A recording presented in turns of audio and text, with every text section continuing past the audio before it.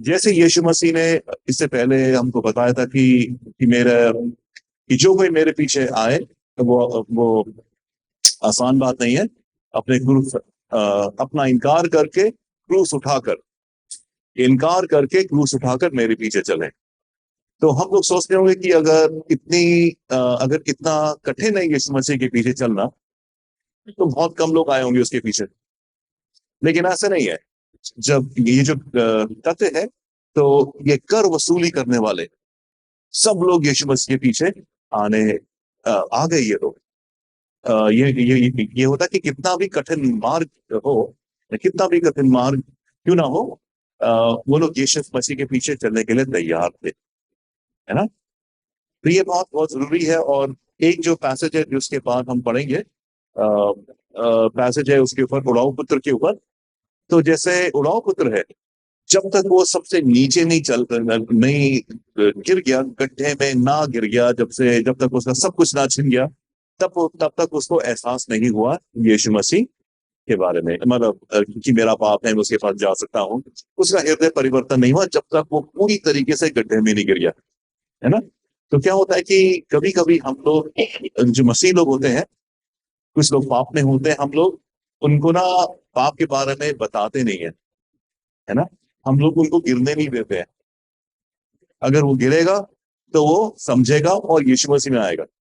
लेकिन हम लोग उनको पाल लेते हैं, अरे कोई नहीं, पाप के साथ चलो, कोई, है ना, कोई दिक्कत नहीं है। लेकिन प्रभु यीशु मसीह का यह है कि नहीं, पाप के बिना रहना है।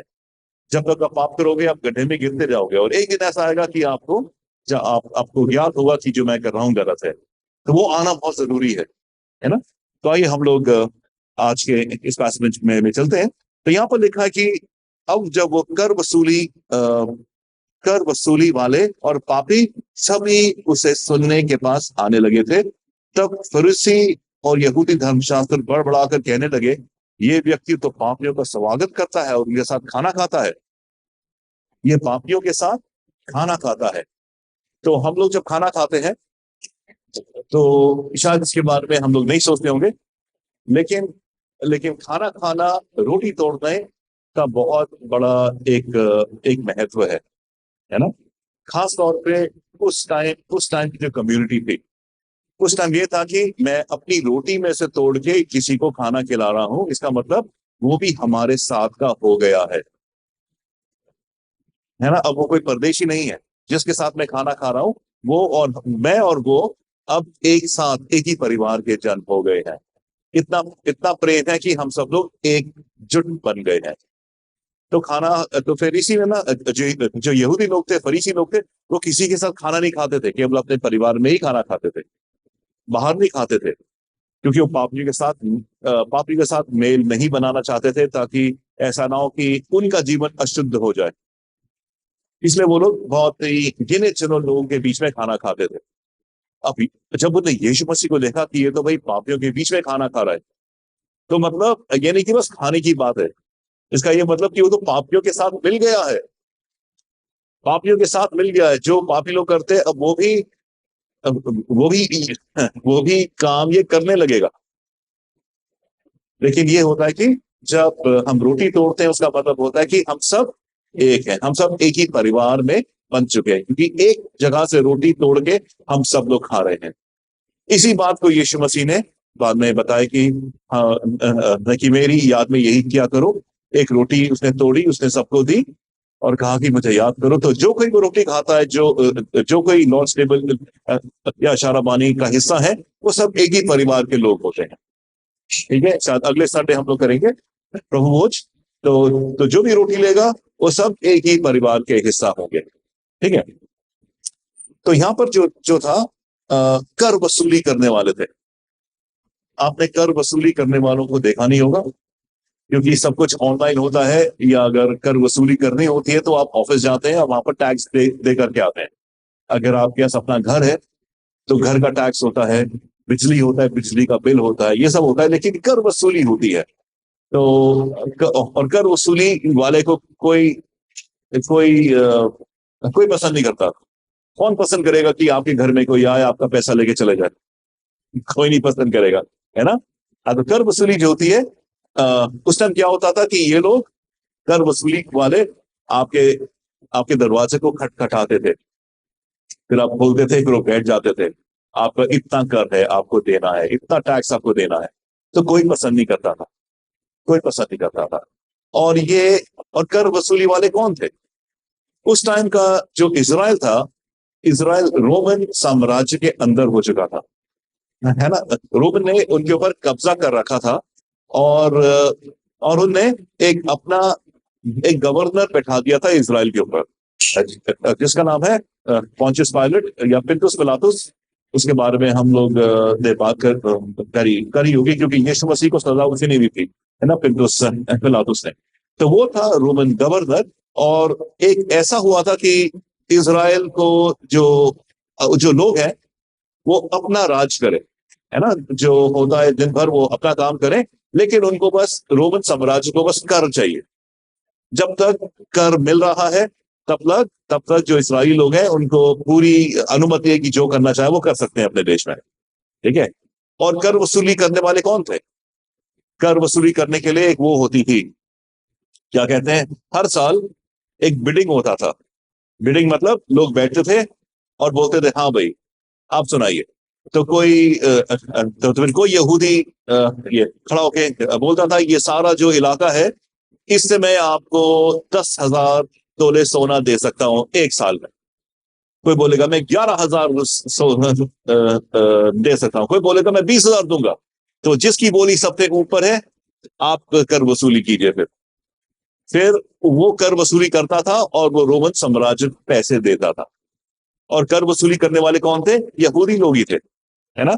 और अगर आपको कर वसूली करनी है तो आपको जितना मांगा है उससे ज्यादा करनी चाहिए, ताकि आपके पास भी तो कुछ पैसा आए, आपका भी तो मुनाफा हो। तो जो कर वसूली करने वाले थे वो यहूदी लोग ही थे, लेकिन वो उनको लोग गद्दार कहते थे। बोलते थे कि अपने अपने लोगों के साथ वो गद्दारी कर रहा है, अपने लोगों के साथ वो पैसा खींच रहा है, जो सही नहीं है वो भी ले रहा है। तो इसीलिए एक जो कर वसूली करने वाला था उसको भवन में इजाजत नहीं थी आने के लिए, उसको भवन में बिल्कुल मना कर दिया था कि परमेश्वर के भवन में नहीं आओगे कि तुम इजराइल के दुश्मन हो, है ना। और कोई उनके साथ उठता बैठता नहीं था, कोई उठता बैठता नहीं था। तो जब उन्हें यीशु मसीह को देखा कि ये कर वसूली वालों के साथ उठ बैठ रहा है, उनके साथ खा रहा है, तो बिल्कुल चौंक गए थे। ऐसा क्यों हो रहा है, ऐसा क्यों हो रहा है? इस बात को समझाने के लिए कि क्या हो रहा है, कि यीशु मसीह ने उस उत्तर के तौर पे यीशु मसीह ने दो पैराबल, दो कहानियां सुनाई, ठीक है। हाँ, तो पहली जो कहानी थी कि एक आदमी की 100 भेड़ें थी, है ना। एक आदमी की 100 भेड़ें थी। अगर एक हो जाती है उसमें नहीं तो वो क्या करेगा? क्या बोलेगा, एक हो गई कोई बात नहीं, 99 या 99 तो है मेरे पास, एक जाए तो जाए, कोई दिक्कत की बात नहीं। क्या कोई ऐसा बोलेगा? मैं होता तो मैं बोलता ठीक है कोई बात नहीं, काफी है, एक गई तो गई। क्योंकि अगर आपके 100 भेड़ें हैं तो कुछ ना कुछ तो रोज ही मर जाएंगी, है ना, बीमारी से, या कोई कोई भेड़िया उठा के ले जाएगा, हाँ, या आपस में लड़के चोट लग जाएगी और कोई मर जाएगा। लेकिन लेकिन अगर हम देखें कि अगर चरवाहा अच्छा चरवाहा है, और हाँ, उसने हर एक भेड़ को जाना है, हर एक भेड़ के पैदाइश से उसको देखा है, हर एक का नाम जानता है, तो वो जरूर मिस करेगा, है ना। नहीं तो वो जरूर मिस करेगा। लेकिन भेड़ तो मिस करेगी ही करेगी, है ना। भेड़ चाहे 100 है लेकिन 100 में से एक है, लेकिन वो तो चरवाहे को मिस करेगी ही करेगी, उसको तो जाना ही है चरवाहे के पास। तो पहली बात, जो चरवाहा है वो अपनी भेड़ों के समान सोचता है, अपने भेड़ों के अनुसार सोचता है। जैसे इतनी सारी भेड़ में एक के बारे में कौन सोचेगा? इतनी सारी भेड़ों में एक के बारे में कौन सोचेगा? लेकिन जो चरवाहा है, अच्छा चरवाहा है, वो उस एक भेड़ के बारे में भी सोचेगा, क्योंकि उस भेड़ को फर्क पड़ेगा। आपको फर्क पड़े ना पड़े, बाकी भेड़ों को फर्क पड़े ना पड़े, लेकिन जो भेड़ खो चुकी है उस भेड़ को जरूर फर्क पड़ेगा। वो जरूर चाहेगी कि वो वापस आए, लेकिन वो आ नहीं पा रही है क्योंकि वो शायद गड्ढे में है, वो आने के लिए असमर्थ है। उस समय के जो चरवाहे थे उनके पास एक लाठी होती थी। लाठी से वो मारते नहीं थे, लाठी से वो जमीन को धप धप धप धप करते थे। आवाज आती थी और आवाज सुन के भेड़ समझ जाती थी कि मेरा चरवाहा मुझे बुला रहा है, वो जहां भी है पै पै पै पै करके आ जाती थी। हम्म जब उनको रात को दरबार में ले जाना पड़ता था तो जो चरवाहा है वो लाठ लाठ से यहाँ मार मार के नहीं लाता था। वो सबसे पहले जो जो जो जगह थी, आके उसके दरवाजे पे खड़ा हो जाता था, दरवाजा खोल देता था और लाठी ठप ठप ठप ठप सुन के सब भेड़ एक लाइन बना के अंदर घुस जाती थी।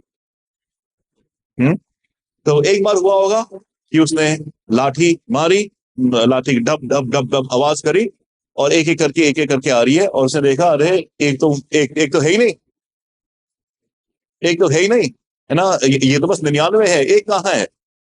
तो उनको छोड़ के वो वहां गया, क्या कहते हैं, वो ढूंढने गया कि वो कहाँ मिलेगी। अगर आसपास होती तो जरूर आती, वो नहीं आ पा रही है, मतलब कहीं या तो वो कोई ऐसी जगह पर है जो वो अपने आप से निकल नहीं पा रही है, या तो गड्ढे में गिर गई, या कांटों में फंस गई, या पानी में बह गई, कुछ तो बात है। और वो सब छोड़ के ले जाता है उनको, उसको लेके आने के लिए, है ना। तो यीशु मसीह अपने फरीसियों को, जो उसके साथ जो फरीसी थे, उनको यही बताना चाहता था कि मैं पापियों के लिए आया हूं, मैं आया हूं ताकि जो लोग फंसे पड़े हैं, जो अपने स्वार्थ के मारे या किसी भी काम के मारे परमेश्वर के पास नहीं आ सकते, मैं उनके लिए रास्ता बनाने आया हूं ताकि वो लोग मेरे पास आ सके, ताकि वो लोग मेरे साथ आ सके। ये बहुत जरूरी है। उसके लिए उनको उसका पापियों के साथ रहना बहुत ही आवश्यक था, क्योंकि नहीं, क्योंकि पापी जन कहाँ मिलेंगे, पापी जन कहाँ मिलेंगे आपको, पापी चर्च चर्च के अंदर नहीं मिलेंगे, है ना। पापी मिलेंगे वहां पर जहां पर पाप होता है, शराब खाने में। तो जैसा एक चरवाहा है, उसकी भेड़ नहीं है, भेड़ बाहर हो ही नहीं सकती, होती तो आ जाती, वो कहीं फंसी पड़ी है, गड्ढे में है, तो चरवाहे को भी गड्ढे में जाके उसको निकालना पड़ेगा, गड्ढे में जाके निकालना पड़ेगा, झाड़ियों में घुस के निकालना पड़ेगा, क्योंकि वो असमर्थ है अपने आप आने के लिए, है ना।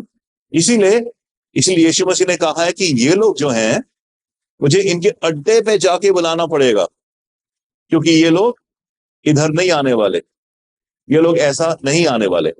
मुझे इनके अड्डों में जाना पड़ेगा, जहां पर ये खाते पीते हैं, मुझे वहां जाना पड़ेगा, तब मैं उनको लेके आऊंगा। ये बताना चाह रहे थे यीशु मसीह इनको। और फिर कहा कि मैं फिर जब भेड़ मिल जाती है तो उसे प्रसन्नता के साथ अपने कंधों पर उठा लेता है। जब जब वो भेड़ मिल जाती है तो उसको लेके आता है सारी भेड़ों के पास, है, ताकि वापस वो सारी भेड़ों के पास आ जाए, और बहुत खुश होता है, बहुत खुश होता है कि भाई जो भेड़ थी, जो खो गई थी, वो भेड़ अब मिल चुकी है ना। बहुत खुश हो जाता है। तो क्या होता है, अगर एक भेड़ अगर कोई कहीं है और है, तो उसको उठा के कहां पर लाना है, कहां पर लाना है, कलीसिया में। कलीसिया में नहीं लाओगे तो वो दोबारा वहीं पर मिलेगी आपको, है ना, वहीं पर मिलेगी। तो जब तक वो बाकी भेड़ों के साथ नहीं रहेगी, तब तक वो तब तक वो खोती जाएगी, तब तक वो खोती जाएगी। बहुत बहुत बहुत अनिवार्य है। और यहाँ पर है कि मैं तुमसे कहता हूं, इसी प्रकार किसी एक मन फिराने वाले पापी के लिए उन 99 धर्मी पुरुष से, जिन्हें मन फिराने की आवश्यकता नहीं है, स्वर्ग में कहीं अधिक आनंद मनाया जाता है। स्वर्ग में आनंद मनाया जाता है, मतलब एक भेड़ मिलने से जो चरवाहा है उसने आनंद मनाया, वैसे ही एक पापी जो जो प्रायश्चित करके परमेश्वर के पास आता है, बहुत परमेश्वर को बहुत आनंद होता है, और उसके जो जो जो जो फरिश्ते हैं वो ही बहुत आनंद मनाते, बहुत आनंद मनाते। मतलब परमेश्वर की खुशी इसी में है, परमेश्वर की खुशी इसी में है। अगर आप किसी से पूछ लीजिए कि भैया आप मंदिर क्यों जा रहे हो, बोलेंगे या तो मदद मांगने के लिए। मन्नत क्यों? उससे पहले क्या, मैं परमेश्वर को खुश करना चाहता हूं ताकि वो मन्नत दे दे मुझे, है ना? यही होता है ना, पहले हम परमेश्वर को खुश करना चाहते हैं। और खुश कैसे करते हैं? कोई लोग उपवास रख के खुश करते हैं, कुछ लोग या तो मीट खाना छोड़ देते हैं, है ना, या व्रत रख लेते हैं, या बोलते हैं कि मैं नंगे पैर यहां से मंदिर तक जाऊंगा, है ना। ऐसी ऐसी ऐसी ऐसी भावनाएं रखते हैं कि ऐसे किसी तरह मैं अपने अपने शरीर में पीड़ा कर उत्पन्न करूं ताकि परमेश्वर खुश हो। लेकिन परमेश्वर कैसे खुश होंगे? कैसे खुश होंगे? हाँ, जब कोई उनका बंदा जो पाप में है, जब वो मसीह मसीह के पास आता है, उससे खुशी होती है, उससे बढ़कर खुशी नहीं है। तो अगर हम वाकई परमेश्वर को खुश करना चाहते हैं तो हमें यही काम दिया गया है, उसको खुश करने का काम, कि हम लोगों को यीशु मसीह के बारे में बताएं ताकि वो अपने हृदय ताकि अपने हृदय के पाप को यीशु मसीह के सामने डालें और नया जीवन पाए। तभी खुशी होती है स्वर्ग में और परमेश्वर के पास और हम सबको। तो मेरा और आपके जीवन का मकसद क्या है? यही है कि हम औरों को मसीह के पास लेके आए, है ना, औरों को मसीह के पास लेके आए, और इसी से हमारे नए जीवन की शुरुआत होती है। क्योंकि आप जानते हैं, अगर आपको मछली पकड़ना या अगर आपको किसी को लेके आना है मसीह में, तो आप बोतल लेके नहीं जा सकते, है ना। अब टल्लियों के नहीं जाएंगे, अरे यीशु मसीह के पास आओ, कोई आपकी बात नहीं सुनेगा, सब बोलेंगे आप, अरे यार ये तो खुद शराबी है, औरों को क्या बताएगा, है ना। अब चोरी नहीं कर, अब ऐसा नहीं है कि आप पिट रहे हो बस में और बोल रहे अरे यीशु मसीह के पास आओ, यीशु मसीह के पास आओ, बोलेंगे तुम तो भाई क्या हो गया।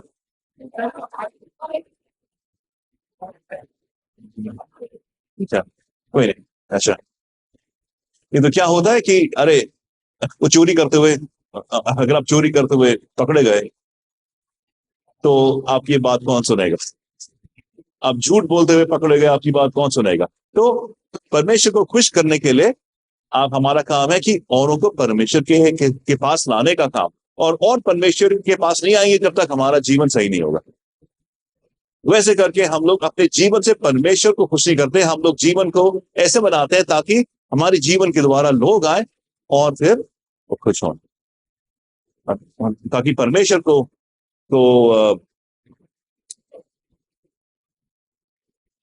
खुशी मिले, ताकि परमेश्वर को खुशी लगे, ये काम हो।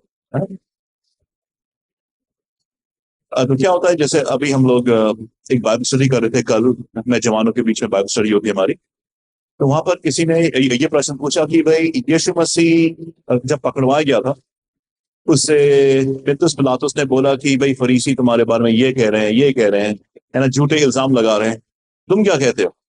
यीशु मसीह ने कुछ नहीं कहा, कुछ नहीं कहा। और इस बात पर जो जो गवर्नर है वो अचंभा करने लगा, लेकिन उन्होंने पूछा कि यीशु मसीह ने कुछ क्यों नहीं कहा। लेकिन आज का समय अलग है, क्योंकि यीशु मसीह तो भाई क्रूस पे चढ़ने वाला था, हम तो क्रूस पे चढ़ने वाले नहीं है, है ना। हमारा तो काम है, तो अगर कोई हमें कोई बुरा भला कहे या झूठे इल्जाम लगाए, तो क्या हमें भी चुप रहना है कि हमें बोलना है? हमें बोलना है? हाँ, तो क्या करना चाहिए? बहुत अच्छा था प्रश्न। लेकिन बात यह है कि इससे पहले हमें देखना पड़ेगा कि यीशु मसीह करने क्या आया था। यीशु मसीह उनके उनके पाप को क्षमा करने आया था, उनके भी पाप जिनने उस पर इल्जाम लगाए थे।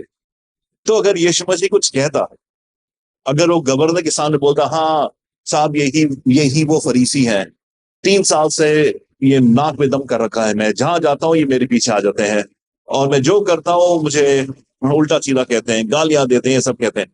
अगर यीशु मसीह ये कहता तो किस मुंह से वो कहता कि मैं तुम्हारे पाप क्षमा करने आया हूं? नहीं, नहीं। तो वैसे ही अगर हमें अपनी सच्चाई देनी पड़ी किसी को बुरा भला कह के, तो किस मुंह से मैं उससे कह सकता हूं कि भाई यीशु मसीह मेरा परमेश्वर? हम नहीं कह पाएंगे। इसका मतलब क्या है कि दुख झेल लेंगे हम, दुख झेल लेंगे, गलत फहमी का शिकार बन जाएंगे हम, लेकिन किसी और की बुराई नहीं करेंगे, किसी और के बारे में कुछ अनाप शनाप नहीं कहेंगे, क्योंकि उस अगर मैंने कह दिया फिर तो यीशु मसीह के पास कभी नहीं आएगा। अपने जीवन के द्वारा मुझे दिखाना है कि आप जो करना है कर लो, मैं उसको अपना क्रूस समझ के उठा लूंगा, यीशु मसीह की भेज चलूंगा, लेकिन मैं कुछ कुछ गलत बोलूंगा नहीं आपसे, मैं कोई गाली नहीं दूंगा, किसी की बुराई नहीं करूंगा। एक और बुराई कर दी फिर वो केस खराब हो गया, यीशु मसीह के पास नहीं आने वाला, है ना? तो इसीलिए तो ये जो है यीशु मसीह के बारे में लोगों को बताना, यीशु और उनको यीशु मसीह के पास लाना, ये सबसे प्रथम कार्य है। इसी के पीछे हमारा सारा जो जीवन है वो ढल जाता है। हम कोई ऐसा काम नहीं करेंगे जिससे लोग परमेश्वर के पास ना आए, हम लोग वही काम करेंगे जिससे परमेश्वर के पास लोग आ पाए, है ना? तो इससे हमारा सारी परिस्थिति, सारा पर्सपेक्टिव चेंज हो जाता है ना? हमारे हमारे खाने का ढंग, हमारे हमारे हर एक चीज का ढंग। जैसे मैंने आपको कुछ बताया होगा कि एक एक किसी और धर्म के थे जो मसीह में आ गए थे। मैं आज से 50 साल 45 साल पहले की बात कर रहा हूँ, है ना? वो आए थे और उनको घर से निकाल दिया गया कि आप यहाँ पर हो, आप घर नहीं, आप हिंदू धर्म को नहीं मानते, आप हमारे घर हमारा घर छोड़ के चले जाओ। तो बेचारा अकेला, ना कुछ पैसे, ना कुछ नौकरी, ना कुछ, बस सड़क पे। लेकिन चर्च ने कुछ मदद करी। चर्च में से एक परिवार निकला, उसने बोला आप हमारे घर आके रहिए, हमारे घर में एक कमरा खाली है, आप यहाँ पर रहिए, जब तक आप रहना है आप रहिए। तो भाई उनके साथ 2 साल तक रहे। 2 साल तक उनने किया, उसके बाद उसके नौकरी लग गई, फिर वो बाहर निकल गए। लेकिन 2 साल रहे उनके साथ, उन्हें खाना पीना किया, सब किया। अब बाद में काफी वर्षों के बाद परमेश्वर की बुलाहट उनके जीवन में आई और वो पास्टर बन गए, है ना? पास्टर बन गए और बहुत अच्छी मिनिस्ट्री थी उनकी। फिर एक दिन वो उसी घर में आए जहां पर उन्हें 2 साल बिताए थे, ऐसे उस मसीह परिवार को धन्यवाद करने के लिए। नहीं तो उन्होंने बोला आइए आइए आप आए, चल हम सब मिल के खाना खाते हैं। अब खाना बनाया, खाना आया तो टेबल पर चिकन और ये सब। तो फिर ये जो थे ना, उन्हें बोला कि मैं आपके साथ 2 साल रहा था, तब तो बस सब्जी सब्जी ही होती थी आपके टेबल पे, है ना? बस सब्जी थी, लेकिन मीट वीट तो कुछ नहीं था। तो नहीं तो मुझे लगा कि आप मीट वीट नहीं खाते हो। बोला नहीं नहीं, हम मीट वीट सब खाते हैं, लेकिन आप दूसरी जगह से आए थे, आपको बुलाना लगे तो हमने 2 साल तक मीट खाना छोड़ दिया था, है ना? है ना? वो ऐसा भी कह सकते थे भाई हम लोग मीट खाने वाले हैं, आप मीट नहीं खाते हो, आप अपने कमरे में खा लीजिए, ऐसा भी बोल सकते थे।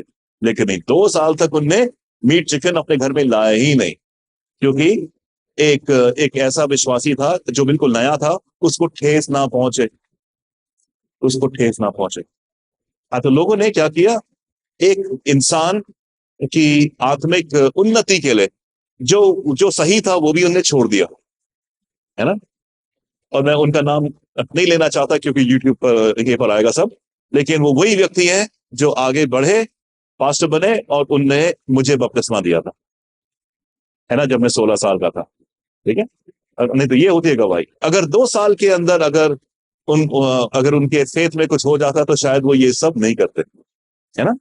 तो बहुत ही अनिवार्य है कि आप अपने जीवन शैली को, अपने अपने जीवन को ऐसा बनाए कि किसी को ठेस ना लगे। ठेस लगे तो कोई परमेश्वर के पास नहीं आ सकता हमारे द्वारा, है ना।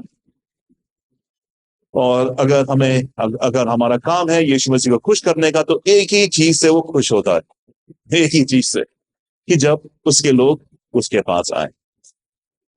और ये कोई गहरी बात नहीं है, ये आम बात है, आम बात है।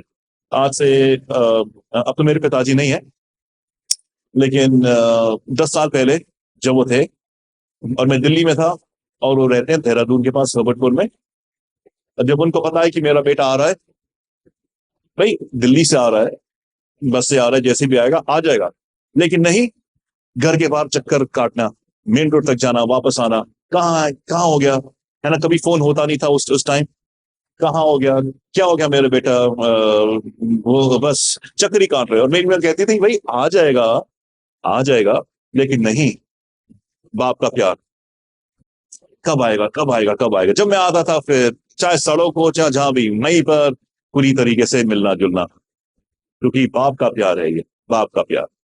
तो बाप इस सारे संसार से प्रेम करता है, हर एक इंसान से प्रेम करता है, और वो चाहता है कि जो जो जितने गंदे से गंदा व्यक्ति क्यों ना हो, उससे भी वो प्रेम करता है। और वो चाहता है कि कोई तो उसको बताए, कोई भी उसको मेरे पास लेके आए, ताकि ये और मैं एक साथ रहें, ताकि वो भी कलीसिया में आए, ताकि मेरी सहभागिता भी इसके साथ हो। ये परमेश्वर का काम है।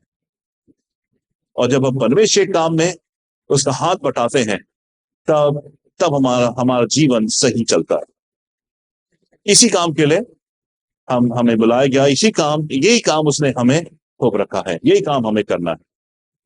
तो 24 घंटे हमारी सोच यही होनी चाहिए कि किस तरीके से मैं, जो मेरे आसपास लोग हैं, उनको यीशु मसीह के बारे में बताऊं। अगर नहीं बता सकते, नहीं, प्रार्थना शुरू कर दीजिए, और परमेश्वर आपकी पर्सनालिटी के द्वारा, आपके जीवन के द्वारा कोई ना कोई रास्ता जरूर खोलेगा, ताकि वो यीशु मसीह के पास आने पाए। यही काम परमेश्वर ने आपको दिया, यही काम मेरा और आपका है, कि लोगों को परमेश्वर के बारे में बताना। और जब ये होगा तो क्या होता है, पूरे स्वर्ग में सारे फरिश्ते क्या करते हैं, आनंद मनाते हैं, सारे फरिश्ते, और परमेश्वर खुद आनंद मनाता है, आनंद मनाता है।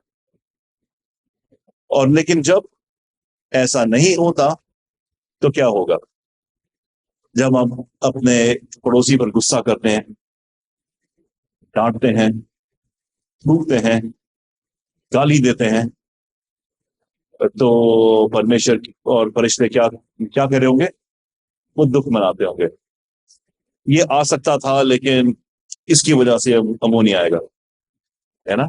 आ सकता था, लेकिन इसने ऐसी चाल चल दी, इसने ऐसा भावुक होके ऐसे शब्द बोल दिए, अब तो भाई केस खराब हो गया, बहुत मुश्किल है। दुख, दुख, दुख। जैसे एक पिता इंतजार कर रहा है मेरे बेटे का आने का, और बेटा फौज में है, फौज में कुछ हो जाता है, अब वो वापस नहीं आता, उसका कफन लौट के आता है। बाप पर क्या बीतेगी, मेरा बेटा मेरा बेटा जिंदा नहीं वापस आ पाया, दुख। वैसे ही परमेश्वर को दुख होता है जब उसका बेटा उसके पास नहीं आ पाता। और अगर उस बेटे के लाने के लिए उसने हमें चुना है, और हम लोग नहीं काम कर पाते, अपने जीवन को सही नहीं कर पाते, ताकि हमारे जीवन के द्वारा लोग आए, तो परमेश्वर को बड़ा दुख होता है, बड़ा दुख होता है। तो परमेश्वर को अपने जीवन से हम दुखी ना करें, है ना, परमेश्वर को खुश करें। जैसे परमेश्वर ने हमें बुलाया है, वैसे ही वो सबको बुलाता है। और हमारा काम है कि अपने जीवन के द्वारा, अपने वचन के द्वारा, अपनी स्ट्रैटेजी के द्वारा, अपने दिमाग के द्वारा, किसी भी तरह लोगों को परमेश्वर के पास लेके आए।